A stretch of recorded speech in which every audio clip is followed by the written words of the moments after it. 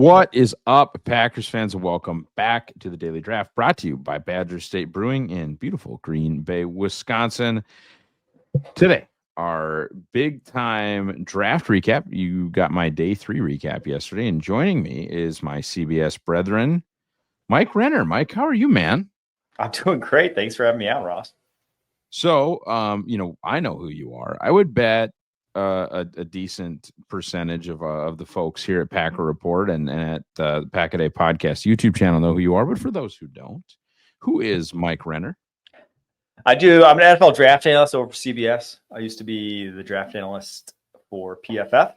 And I am a Packer shareholder, so from Milwaukee originally. So very much in the Packers. You guys, are you still gold package season ticket holders as well?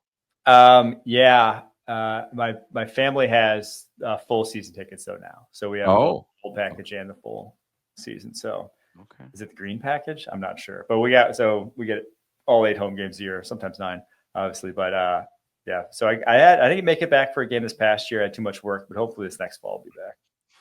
Right. So folks, while Mike is a national analyst, right? I mean, that's his primary gig is the NFL draft. There is certainly a Packers shade to this, and he knows the roster up and down and knows what we're getting after here. So really, really excited to have Mike. Let's just kick it off at the top here. Their first pick was Matthew Golden, and we'll get into Matthew Golden, I think. But what I get a kick. Number one, Mark Murphy did an incredible job. Like there was very WWE tones to the way that he came out and made that pick. And as they say in the wrestling business, popped the crowd. That was one of the greatest, like, Stone Cold Steve Austin glass breaking crowd pops you're gonna get. But the funny thing is, like, the crowd popped as soon as he said, for the first time in 22 years, and in my mind, I'm like, well, is that an achievement? Like, right? Like, we picked a wide receiver. I hope he's good. How important was it, I guess, to just take one and get it over with? I loved it. And the thing is, like, hope he's good. I feel like Golden more so than maybe anyone else on the board in this receiver class at that point in time. You know he's good. His floor is so high. Yes, I think that's a good way to put it. And I think people see 4.29 and you almost get a different type of wide receiver in your head than what he is. You get like a ceiling. You think like high ceiling guy. And I almost think it's like the opposite. I think it's just a really high floor with a ceiling that's like obviously still very good. But honestly, like pre-draft watching him, and even before the Packers took him, I was like, he's kind of just like a souped up Jaden Reed is what he reminded me of, where he's like pretty good at everything. Not a lot of weaknesses, but also not really elite at anything, where it's like, I don't think he has elite play strength. I don't think he has elite hands. I don't think he's like an elite route runner where he has like high-end craftiness, even if he's like a very good route runner.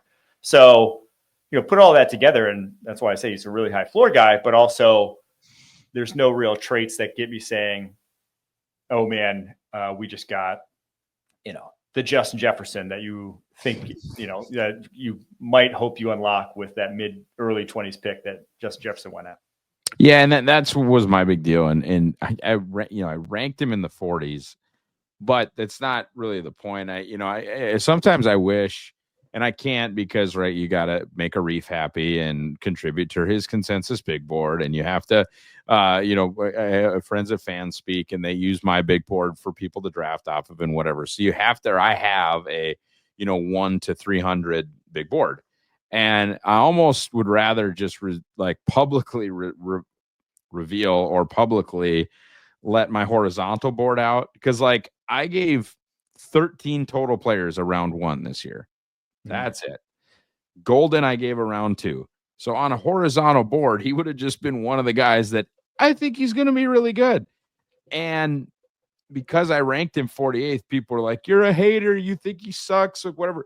I was very much with you. I didn't see, I kept watching his film, be like, stay on your feet. Why aren't you more of a yak monster? Why? And of course, I'm looking at it from this critical eye and saying all these other nice things, which I believe. Like, he does have natural hands. His throttling ability is sick as far as varying his speeds throughout the route and like making guys sort of relax and then hitting them with this 99th percentile 10-yard split like quickness. He does a lot of things super, super well. I think he's an elite separator. You mentioned like his hands, there are some concentration drops. I don't know how like unbelievable route runner he is. I want him to be better at yak. He's got some sweet yak stuff on his true freshman tape at Houston, which is fun. And I know folks are willing to blame a lot on Quinn Ewers. Okay, sure, whatever. But like that's where I'm at. I'm kind of with you where I love where the floor is. I don't know where the ceiling is. 429 almost has a stigma because it's like, who has worked out, right? Like, because you think, okay, John Ross, Xavier Worthy, and I'm not giving up on Xavier Worthy either, but you start to run in the 4.2s and it's like, God, John Ross sucked. And it's like, what? Doesn't have anything to do with this. But I'm with you very much on Golden. And there's never been 1,000-yard 4.2 receiver.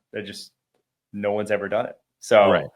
I feel like, who he reminds me of, who went in the first round, who I think like could be ultimately where he ends up career-wise. Rashad Bateman is very much coming out of Minnesota. Was a very similar wide receiver where it's like he does everything well, nothing elite.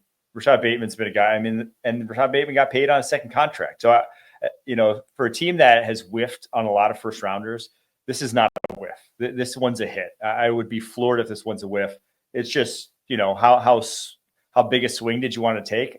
I don't think they took a massive swing. I think they just wanted to hit a nice double, and I think they did.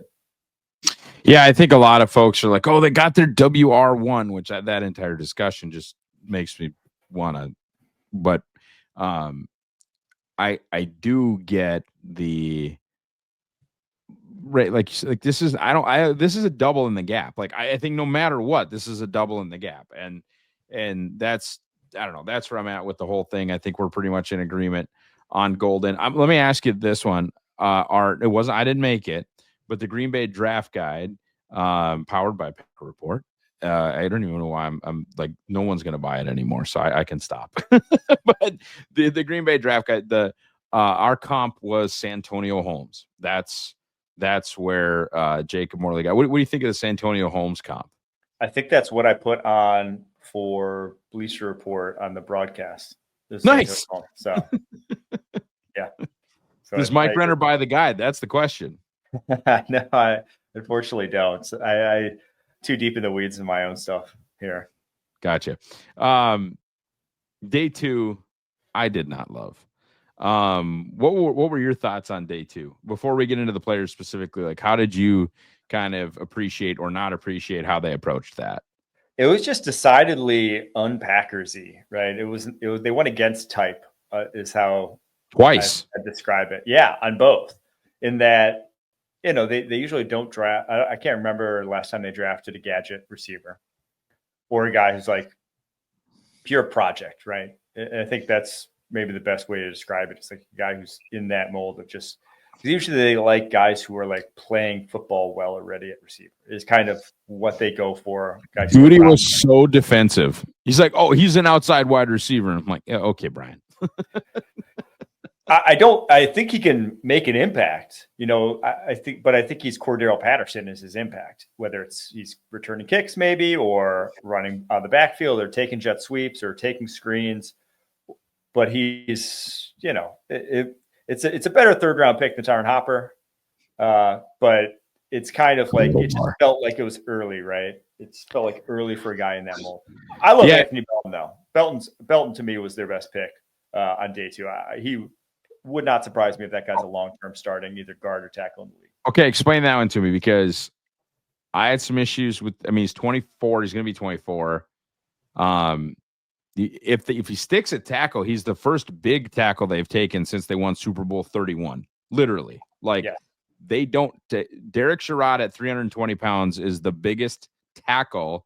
They took Sean Ryan in the top 100, but they immediately kicked him inside. Like, if we're talking tackles, he is the first super big tackle they've taken since 1996. I don't think he ends up at tackle, but I had a round 4 on him. I have a tremendous amount of respect for Brandon Thorne. Brandon Thorne had a round 4 on him. That doesn't make you wrong and us right. I want to hear your Anthony Belton takes. I think he has such good feet for a guy that size. He really knows how to unlock his hips into contact. And like you see at reps on his tape where it's just like caving in the side of the offensive line. Absolutely, like his tape is very up and down. It's not as consistent as you'd want it to be for a guy his age. But I think he's at least knows how to use his hands in pass protection. I thought his pass protection at tackle was good tape. And that's why I'm like, I don't think obviously, I don't think he has like high-end potential at tackle to be like a high-end pass protector. I thought at guard, I think he could be a real plus pass protector. I had him as like 67th on my board in the range he went. And that's like I factor in guard positional value pretty heavily, and like lower value positions drop down my board. So like if you don't factor that in, he's probably closer to a top 50 player. Like he is really physically gifted for a guy that size.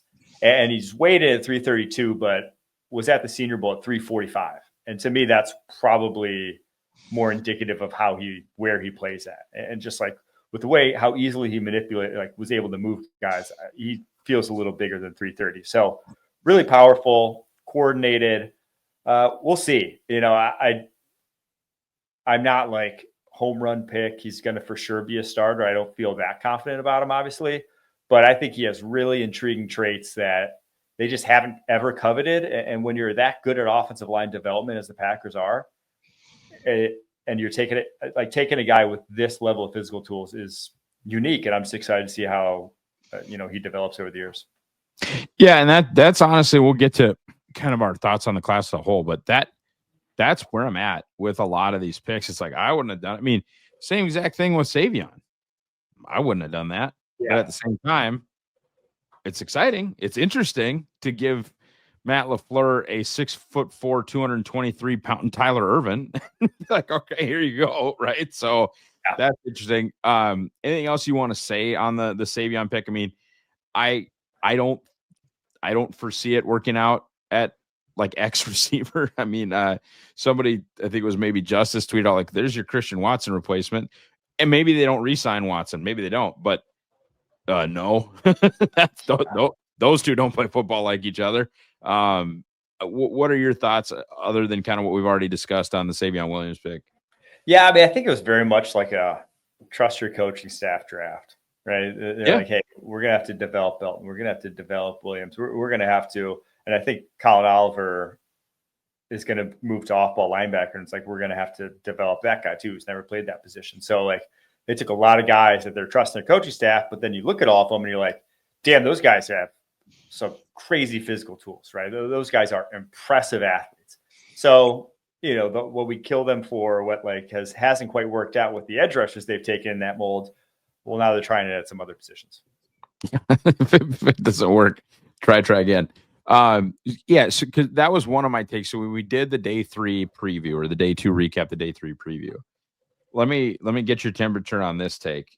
I said there's a decent chance, health obviously for everyone kind of in there, but like I think there's a decent chance they do not get much of a return in 2025, like from this group.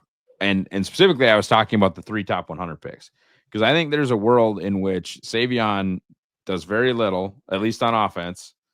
Matthew Golden rotates, but your starters are Dobbs, Wicks, and Reed. And there's a very good chance, in my opinion, that Anthony Belton does not win a starting job in training camp. You have any disagreement with that? And not that, and by the way, that doesn't make it a bad draft. It just makes it a future-looking draft. It's just this team, in my opinion, might not have gotten a ton of help in 2025.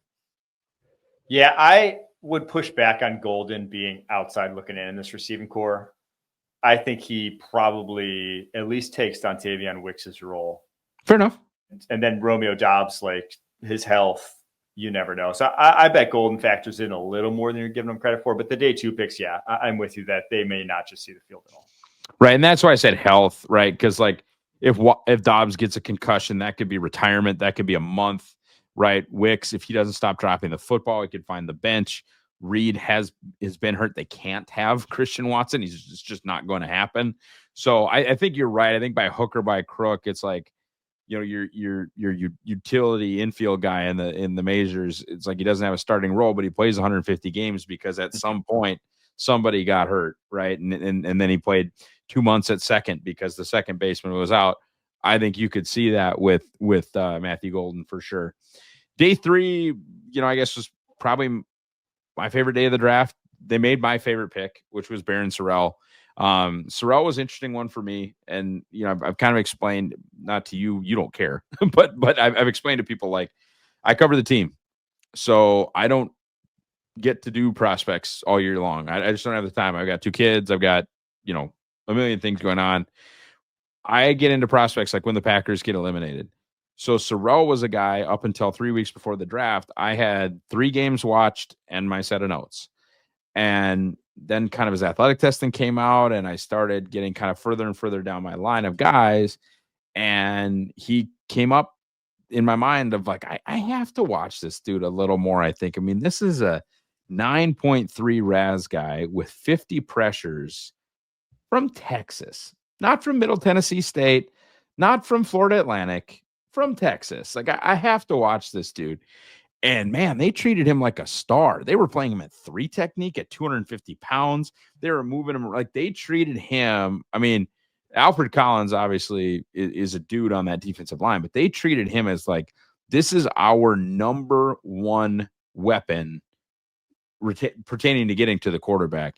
And I put around 3 on him. I thought about putting around 2 on him and didn't. Obviously goes in round 4, but I love the Barron Sorrell pick, man. I do too. You know who he reminds me of? Jonathan Cooper, the Ohio State edge who just got paid for the Broncos. In that, they're kind of tight frame guys for the edge. They don't have big, long wingspans, don't have these big, long arms, but really like compact builds that just like play good football and are all around good athletes. There's no one trait where it's like, wow, that's, his get off, his bend, his whatever. But it's also, there's no trait that's a negative to his game outside of like, NFL evaluators would say the frame is obviously on the smaller side for the position. So those guys can work out. I mean, we just saw it. Jonathan Cooper just got paid for the Denver Broncos. The guys that know how to play football at the edge, he to me feels like your ideal rotate, like third edge in a group. If you want obviously like a couple dominant pass rushers, true guys at the top, and that's what you're hoping Gary and Van Ness can be.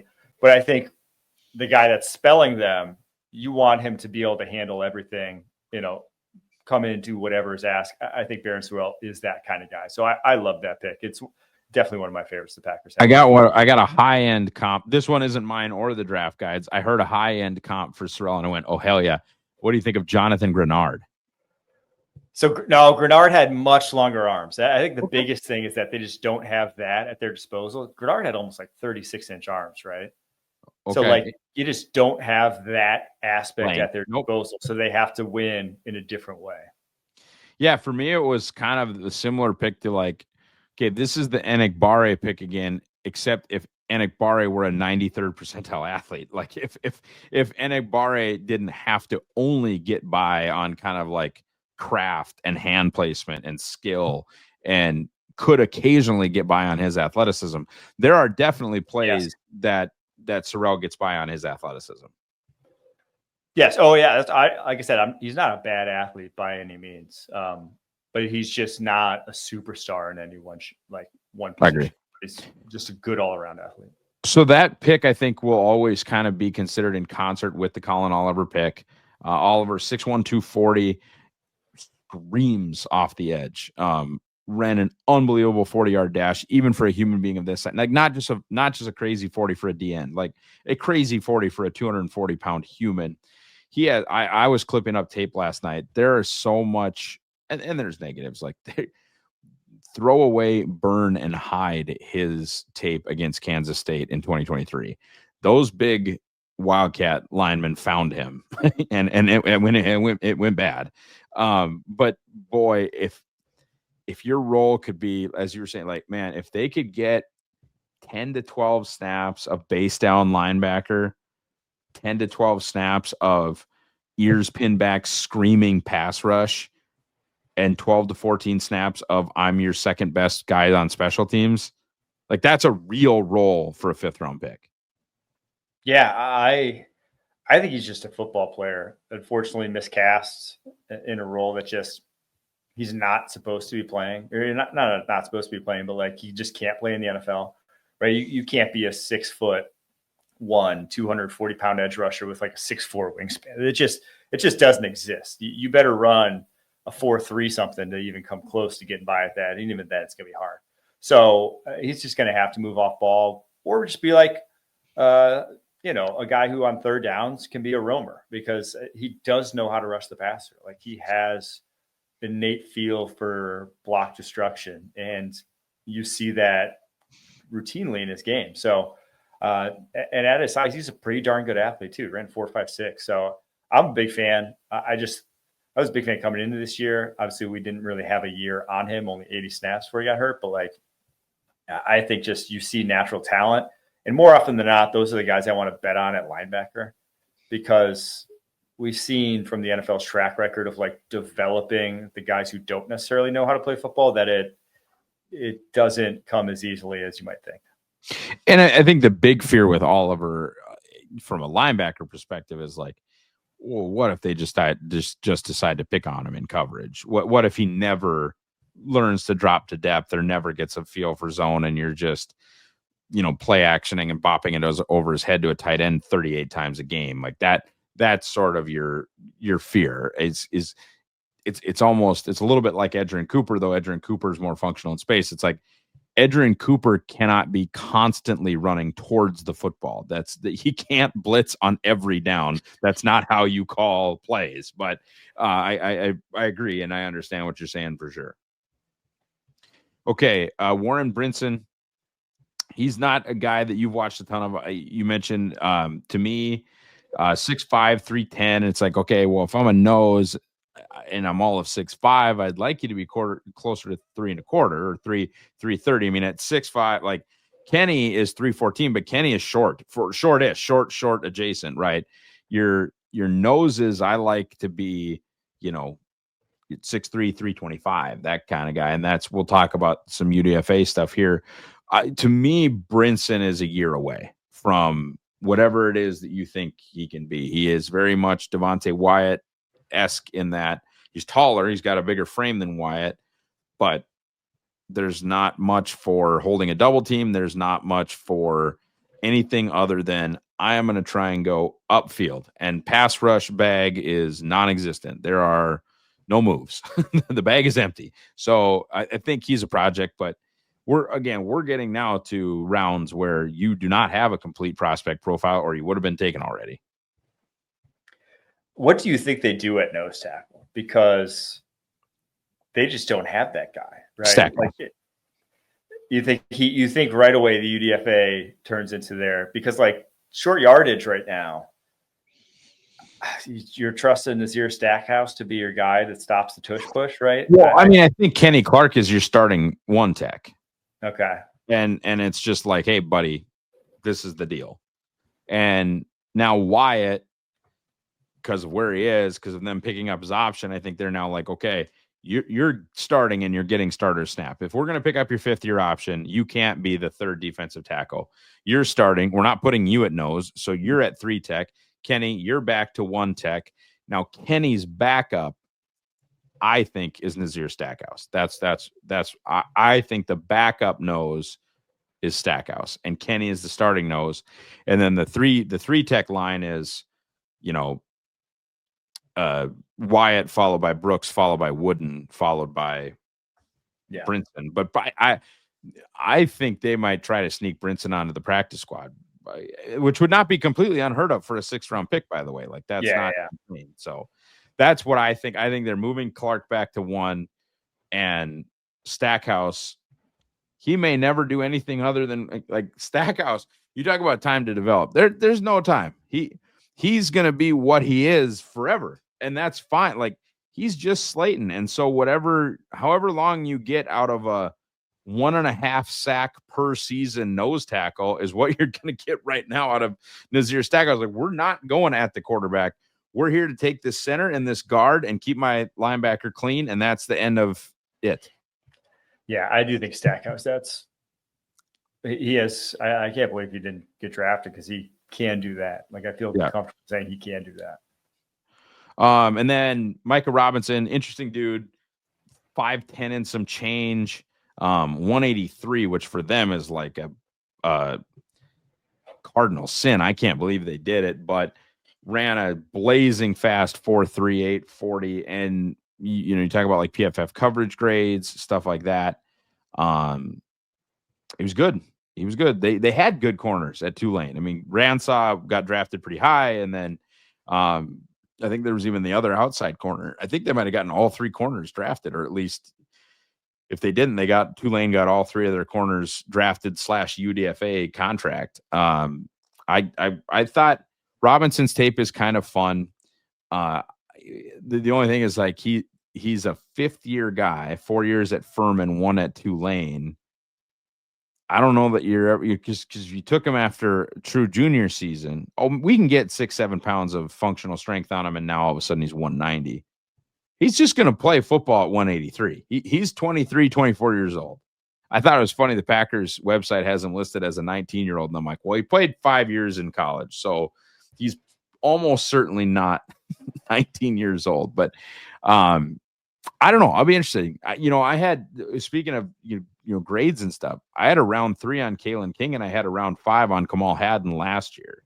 Now both of those guys got to the Packers in a very different way than that, but they've got guys, right? Yeah, I mean, they're just throwing whatever, seeing what sticks at this point. I think. I don't fault them though for not going earlier. I know people wanted them to take one earlier. I just didn't love the cornerback class this year. I didn't think there was ever going to be, it's a weak class.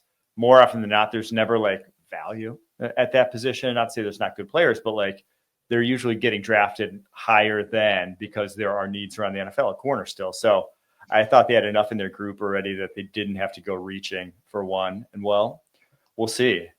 Day 3, you can find corners though. You can't find a lot of positions, certain positions on day 3, but corner is definitely one where you can. Yeah, it's hard, and it's hard from year to year too. Like like Sauce Gardner did not have a good 2024. He just didn't, and he is one of the best corners in football. It's year to year corner play itself can even fluctuate. Then John Williams is just boring. John Williams is a 7th round normal Packers size like tackle that they're going to kick into guard. Good athlete. I don't know how much you watched of him, but like that's like every other offensive line pick they take after round 4, I think.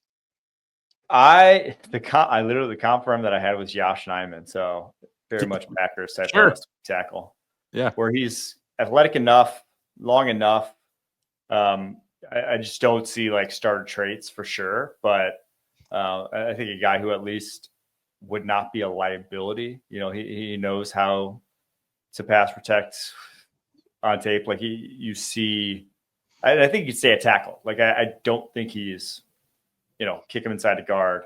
I think I'd rather kick Belton inside the guard because I just don't think that's fixing what's wrong with him, so to speak. But definitely a guy who, has enough traits to get by at the NFL level. Yeah. UDFA class. I like Nazir Stackhouse was the huge one for me.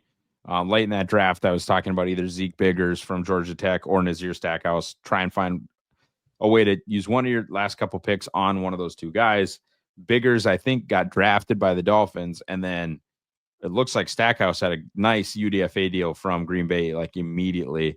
The other one was Dumas Johnson, who was at Georgia, transferred to Kentucky, probably for more playing time. I don't know, but he had a draftable grade for me. Anybody else from the UDFA class that kind of, or your comments on those two, but anything else from the UDFA class that you were intrigued by? Honestly, they didn't even sign anyone else I had watched. So it was those two. But I had liked him heading into this past season. Obviously came off an injury, though, into 2024. I think just limited in coverage, but a thumper that can be a true Mike sort of linebacker. So it wouldn't surprise me if he makes a team. Overall thoughts on kind of the league-wide opinion or I can't remember who does the draft grade GPA, but gets like 26 draft grades from around the sphere and then gives you a GPA. And look, I don't have a super high opinion of immediately after the draft grades. Like you want to go back and grade a draft 2 or 3 years after the case, fine. But just sort of your opinion on this class, and then kind of, they were picking 23rd. I think their draft grade GPA was 25th. I'm not crazy high on this process, class, etc. Doesn't seem like the majority of folks, like, they didn't think this was great. Well, what were your thoughts? Let's see. So I think I liked, compared to, trying to go just historically, I thought I had a higher grade on it than 2020. That was the Love, Dillon, DeGuara. Love, Dillon, DeGuara, sure. Higher than 2021, Stokes, Myers, Rogers. Yikes. Higher than 2022, Quay, Devontae, Watson, Ryan. Not as high as 2023. I really like 2023 when it was Van Ness, Musgrave, Reed, Kraft, and I really like their day 3. And then it's probably comparable to last year. I liked last year. I didn't love last year. I thought they burned a couple of third rounders last year. And in retrospect, that continues to be true. But I think they still got good players. Like last year, I thought they got good players, even if they maybe missed out on some bigger opportunities. This year, I think they got good players. Maybe missed out on some opportunity, but I don't see busts, right? I don't see guys who are just like looking back in 3 years being like, what the hell were we doing? I don't see that from either Golden or Belton. And I think you have day 3 guys that can actually make an impact. So I think it's a solid class. I would not put it as the 25th best. I would put it higher than that if I was ranking the drafts in the NFL. I'm not willing to go with you on the initial third round pick. I have feelings deep in my heart for Marshawn Lloyd. The Tyron Hopper thing, I was just like, how did we arrive at this? but that's whatever. I'm not. I don't have any more thoughts, and I certainly am not going to spend any more time on the 2025 draft recap show talking about the Tyron Hopper pick. What do they need to do now? What's on the list? The Jair thing, obviously, that was interesting. Rob, I just want to preface this by saying, like, I don't know if there's someone on the beat that I have more respect for than Demovsky. How long he's been there, his professionalism, the way I think he's connected with the team. Like, Rob does an awesome job. But he was on ESPN like 8 days ago saying there's a 99.5% chance that Ja is gone, and kind of almost had to like recant his statement today and saying they are now working towards a resolution, and one of the options is him staying on the team. I guess I'd like your thoughts on that, and then just any other thoughts, because I don't know that I would do much at this point, especially understanding like who's available. Somebody wants to give you a third round pick for Romeo Doubs, sure. I don't know that team exists, but what else would you do, or where do they go from here? Yeah, I was texting with my brother about this, and I think we both agreed, like, hey, ideally you just keep Jair and he's healthy and he plays this season, right? I think like that's the ideal scenario. Now it's a big cap hit, sure, or even like rework it and give him I wouldn't say give him an extension, but like do what you can to push some money down the line if you really need to. But he is such an impact player when healthy that like I'm willing to take that chance because you want to win a Super Bowl. If you get him off the roster, your odds of your chance of winning Super Bowl just greatly decreased in the NFC, unfortunately. So I would like that. And then if I'm adding one piece to this roster, just give me a fat boy, right? Give me someone who's 340. Who though? I'm sincere because that's the problem. I was sniffing around the market. What is it? Gosh, there's one. Let me look off the top of my head. I'm blanking right now, but I know there was one guy that I was like, I would try it. Raekwon Davis, I think, is the one guy I was like, I'd try it. Okay, yeah, I'm trying to figure out who's still out there. But that was the one position I was a little surprised because I was like, this is a great nose tackle class.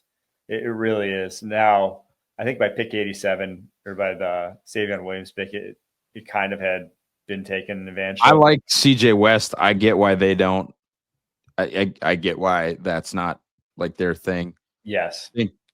I think like Jonathan Hankins is still out there, but it's gotten kind of ugly for. Yeah. You're right. I mean, there is just no one, unfortunately. So we'll see. We'll hope Kenny Clark has Nazir Stackhouse. Or Nazir. I just need you to do the one thing, right? Like I need you to do the one thing, and I think he can do that. All right, man. I think we've talked it all through. Certainly appreciate your time and appreciate everybody for watching or listening. If you're on the podcast side, have a great rest of your week, folks, and go Pack Go.